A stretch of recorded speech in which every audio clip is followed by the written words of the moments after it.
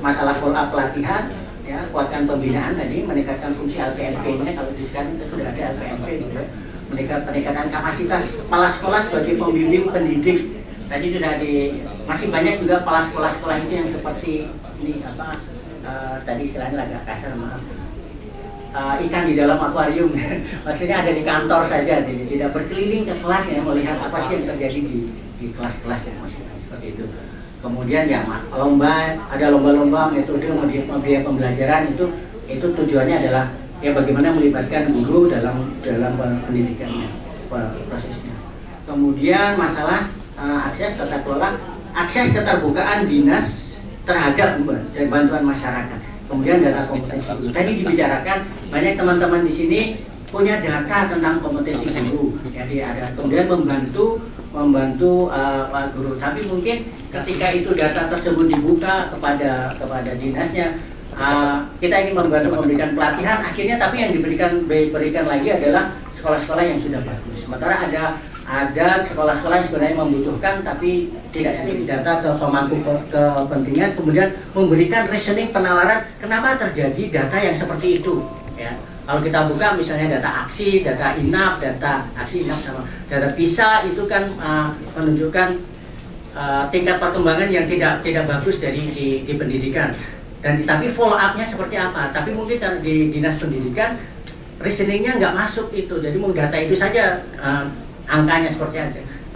Nah kemudian ditawarkan bagaimana memperbaiki itu, how to help-nya, memperbaiki situasi yang ada di saat itu dari data tersebut. NPD-nya seperti apa? Oke, lanjut. Tata anggaran yang tidak sinkron. Tadi yang masalah yang disampaikan seperti anggaran di pemerintah itu mulainya Januari, kemudian kita masuknya itu bulan Juni. Jadi data di bulan Juni, data contohnya data siswa saja ya itu baru masuk data itu di bulan Juni, sementara anggarannya sudah ditetapkan di bulan Januari atau Maret gitu. Jadi dana yang dikeluarkan misalnya secara kasar saja tadi misalnya jumlah siswanya tidak pas untuk kelas 1 karena atau kelas 9 ya, yang antara SMP kemudian kelas 10 SMA, jadi tidak begitu pas, mungkin selisih, jadi ada selisih. Jadi itu salah satu contoh ya. Berarti harus sinkronisasi anggaran dari yang sinkronisasi data dan penganggarannya antara Dapodik kemudian anggaran di pemerintah daerah. Itu saja. Jadi yang bisa disampaikan nanti mungkin redaksi dan bagaimana penulisannya akan diperbaiki. Terima kasih. Assalamualaikum warahmatullahi wabarakatuh.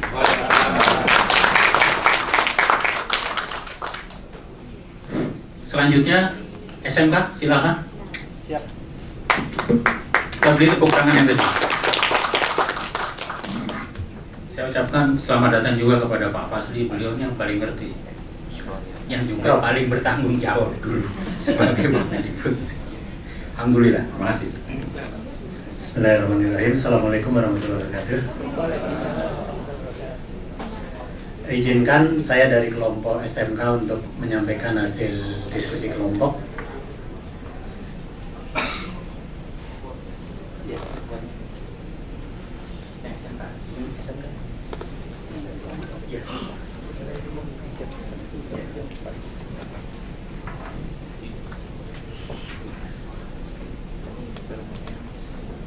Tanpa ini kita ada 3 masalah besar yang kita angkat. Pertama tentang akses. Yang pertama akses dari inputan ya. Ketika masuk dari SMP ke SMK, karena SMK itu memang dirancang, didesain untuk tamatannya itu siap bekerja di industri. Nah terkadang karena proses input, proses masuknya ini given atau tanpa seleksi tentang kompetensi dasar yang dimiliki yang bersangkutan itu apa, sehingga yang terjadi kadang-kadang baru 1-2 bulan, semaksimalnya 1 semester drop out. Jadi angka drop out masih tinggi. Ini karena seleksi awalnya tidak didasarkan kemampuan dasar yang untuk dikembangkan. Jadi idealnya untuk SMK ini waktu masuk juga sudah diseleksi, kira-kira anak ini potensinya kemana. Paling tidak begini, paling tidak mungkin di semester pertama kedua itu anak masih belum ketahuan kakaknya, dia masih di kelompok program. Nah dari program yang ada nanti dengan memperoleh materi C1, C2 dasar bidang dan dasar program, baru nanti ketahuan potensi anak tersebut untuk disampaikan atau untuk meneruskan pada kompetensi apa. Kalau sekarang ini terjadi dari sejak kelas 1 semester awal, anak ini sudah langsung masuk ke KK, sehingga ini pada akhirnya tidak tuntas, tidak sampai selesai. Ini masalah tentang bagaimana dari masuknya dari SMP ke SMK. Kemudian tentang akses hubungan industri, masih masalah akses. Akses hubungan industri ini kalau tidak terjadi, maka anak tidak punya pengalaman yang cukup. Padahal industri butuh tenaga profesional, tenaga yang kompeten, sesuai dengan okupasi yang ada di dunia kerja. Anak ini akan ditempatkan pada KK-nya, sesuai dengan klaster-klaster kualifikasi kerja yang ada di industri tersebut. Nah, kemudian kesempatan anak untuk memperoleh pengalaman di industri, magang industri juga karena aturannya masih sangat luas. Ada yang pengalaman praktek kerja industrinya cukup 1 bulan, ada yang 2 bulan, ada yang 3 bulan. Tapi ada industri yang bagus seperti yang terjadi di SMK Negeri 5 Benan Jakarta, bekerjasama dengan PT Bayer yang difasilitasi oleh Econit, itu prakernya 2,5 tahun, Pak. Tapi 2,5 tahun itu bukan untuk semua anak, hanya anak-anak terpilih, 14 peserta didik. 14 peserta didik itu diseleksi betul oleh pihak Econit, oleh pihak Bayer. Kemudian disusun kurikulum sinkronisasi, kurikulum sekolah yang dimuat dalam Peraturan Dirjen nomor 7, nomor 464 tentang struktur kurikulum maupun KIKD itu dipadatkan betul. Karena anak itu selama 5 semester harus ada di industri, maka akhirnya ada muatan-muatan tambahan yang tidak ada di kurikulumnya kementerian, ditambahkan kurikulumnya yang ada di PT Bayer atau ada di industri, kemudian masih ada diberikan standar-standar yang diberikan oleh Jerman. Sehingga anak ini nanti begitu selesai, akan ada uji kompetensi yang dilakukan di sekolah melalui LSPP 1, ada ujian di industri yang nanti untuk meraih sertifikat industri, dan nanti terakhir juga ada ujian dari DIHK-nya Jerman. Jadi anak ini nanti yang 14 peserta didik itu juga akan memperoleh 3 sertifikat. Sertifikat dari BNSP, sertifikat dari industri maupun sertifikat dari pihak Jerman. Kita pengennya semua anak kita bisa seperti itu, Pak, supaya link and match-nya itu betul-betul bisa berjalan. Dan anak-anak ini oleh pihak Bayer ternyata bukan hanya nantinya sebagai operator, tapi anak ini nanti kalau bisa sudah menjadi kepala lab. Harapannya seperti itu. Ini ada industri yang sudah luar biasa, tapi apakah sekian banyak SMK untuk di DKI ini yang jumlahnya sampai 591 itu baru DKI. Seluruh Indonesia mencapai sekian ribu. Dengan sekian ratus ribu atau juta peserta didik. Nah, ini apakah jumlah industri yang ada di Indonesia ini atau di kota-kota besar ini sudah bisa betul-betul bisa menerima tamatan dari SMK? Kalau belum, perlu dipikirkan oleh pemerintah bagaimana membangkitkan kawasan industri strategis, kawasan ekonomi nasional supaya bisa meng-hire tamatan SMK itu bisa bekerja di dalamnya. Nah, kalau mengapa sekarang SMK dituding dianggap sebagai berkontribusi lebih terhadap pengangguran, ini masalahnya memangnya tamatan SMK ini diiringi dengan pertumbuhan industri. Industrinya tetap tidak berubah, sementara tamatan SMK-nya jalan terus. Ini juga masalah besar. Belum lagi masalah akses lulusan. Bisa jadi industri tertentu lebih banyak menerima SMA daripada SMK. Waktu saya diskusi alasannya apa? Kalau SMA gampang dibentuk, Pak, belum punya pengalaman. Tapi kalau SMK ini sudah punya pengalaman, agak susah diatur. Nah, ini kadang-kadang juga masalah yang serius. Nanti solusinya seperti apa? Tapi mudah-mudahan dengan Impres nomor 9 tahun 2016 ini ada perubahan sikap-sikap industri terhadap anak-anak SMK. Terus ketika survei yang diselidiki atau yang dikaji kan hanya anak-anak yang bekerja. Anak-anak yang berwirausaha, Pak, yang menciptakan pekerjaan, memangnya Kementerian Perindustrian punya data. Anak-anak SMK yang berwirausaha. Ini juga harus dihargai. Artinya ketika survei tentang keterserapan tamatan itu juga perlu disurvei juga tentang anak-anak yang sudah bisa mengabdikan tanpa harus membebani industri. Bahkan dia bisa menciptakan industri-industri baru. Ini masalah akses. Kemudian masalah mutu. Mas. Nah, untuk masalah mutu ini, kita melihat mulai dari pendidikan sistem ganda. Kalau pendidikan sistem ganda ini berjalan seperti yang tadi saya contohkan, kerjasama antara PT Bayer dengan SMK Negeri 56 Jakarta, kemudian SMK Negeri 26 Jakarta itu dengan PT Mercy, ya, yang difasilitasi oleh KONI Jerman. Kalau semuanya bisa seperti itu, mungkin SMK kita betul-betul berjaya. SDM tamatan SMK itu betul-betul sesuai dengan kebutuhan industri, betul-betul terjadi demand driven, tidak terjadi demand supply. Nah, kemudian proses pembelajaran ini juga tidak kalah penting. Diharapkan proses pembelajarannya dengan berbagai pendekatan saintifik, kemudian model-model discovery, inquiry, project based, problem based, bahkan sampai yang terakhir didorong untuk teaching factory. Teorinya hebat, tapi tatkala guru akan melaksanakan proses pembelajaran dengan baik ini tidak terjadi. Mengapa? Alat di sekolahnya tidak mencukupi untuk menjalankan seorang guru bisa melaksanakan proses pembelajaran dengan baik. Artinya di standar sarana prasarana itu perlu betul-betul dibuat standar, dan saya pikir ini menjadi tanggung jawab pemerintah bahwa SMK-SMK itu harus diberikan, harus disediakan peralatan yang betul-betul sesuai dengan standar yang ada di permen tersebut. Nah, sekarang di standarnya bagus seperti itu, misalkan saya contohkan, di mekatronika itu harus ada alat utama 25. Sekarang yang ada mungkin baru 3 atau 9. Walaupun anak kami dengan 3 atau 9 itu bisa sampai kemarin ke WSC, Pak. Kemarin di Abu Dhabi yang antar saya sendiri, ya, kemudian yang terakhir kemarin itu juga memperoleh Medal of Excellence. Jadi lumayan bagus walaupun alatnya masih sederhana, apalagi kalau alatnya bagus. Nah, kemudian tentang lulusan ini juga harapannya jangan pilih kasih, jangan malah memilih anak SMA ketimbang anak SMK. Nah, kepekerjaan ini juga diharapkan bahwa betul-betul pemberian izin mendirikan SMK pada kakak tertentu ini dilihat analisis keterserapannya. Yang terakhir terkait dengan tata kelola. Nah, tentang tata kelola ini, pertama kejelasan peran Direktorat PSMK dengan bidang SMK, artinya dari pusat nih ngurusin apa, kemudian yang di daerah nih ngurusin apa, supaya terjadi sinkron khusus dalam pengelolaan SMK.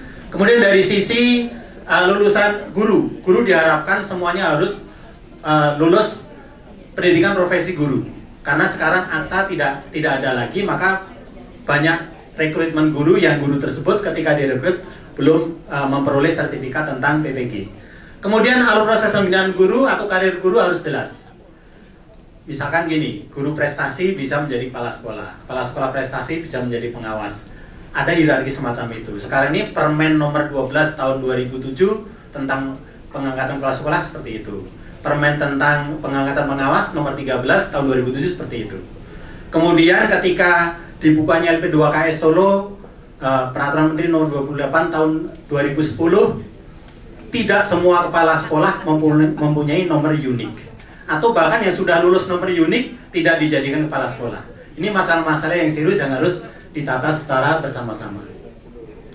Kemudian pengangkatan guru SMK ini hendaknya disesuaikan dengan bidang keahlian yang ada. Jadi pendekatan linearitasnya jangan kakak, Pak. Kalau kakak ini banyak guru hebat tapi tidak linear, akhirnya gurunya berprestasi, gurunya hebat, gurunya mengantarkan siswanya sampai ke mancanegara, malah tidak dapat tunjangan profesi gara-gara dianggap tidak linear.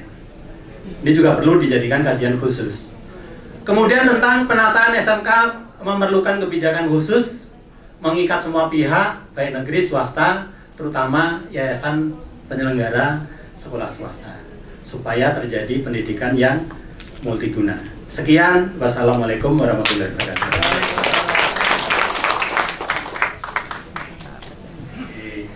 Menjelang acara makan, di waktu tersisa ini dari kelompok SMP SMA sudah siap, sudah muncul ya, akan mengetengahkan mengenai masalah dan solusinya, dan hebatnya kita ditunggui oleh Kabid SMA-nya. Kita tepuk tangan. Jadi langsung ada masalah, solusi tindak lanjuti oleh pemerintah. Terima kasih loh Pak Sip. Oh iya, Kabit SMP SMA, bener kan? Cocok. Gitu. Dah, oke, Bu Andri, silakan. Assalamualaikum warahmatullahi wabarakatuh. Ya, teman-teman SMP SMA, mana suaranya? Yes, karena kami masih remaja ya Bapak Ibu, jadi begitulah kami di sana, ramai banget tadi. Ya, jadi dan karena kami tadi nggak sempat untuk bikin PPT atau segala macamnya. Ini tadi rek-rekan dari apa yang sudah kami bicarakan. Sesuai rek-rekan anak remaja zaman sekarang, terjelek tulisannya nggak bisa dibaca. Baik, ada 3 hal tadi kita bicara: akses, mutu, dan tata kelola. Di akses, kami melihat sekarang adalah yang paling utama adalah tentang masalah zonasi, di mana akhirnya banyak siswa yang rumahnya secara dibilang dekat itu sekarang kalau zonasi kurang dari 1 km, karena kalau sudah lebih dari 1 km kadang sudah tidak cukup, sudah tidak bisa lagi masuk ke sekolah tersebut, kuotanya sudah terpenuhi semua. Sehingga akhirnya kalaupun mau masuk jalur prestasi kadang juga nilai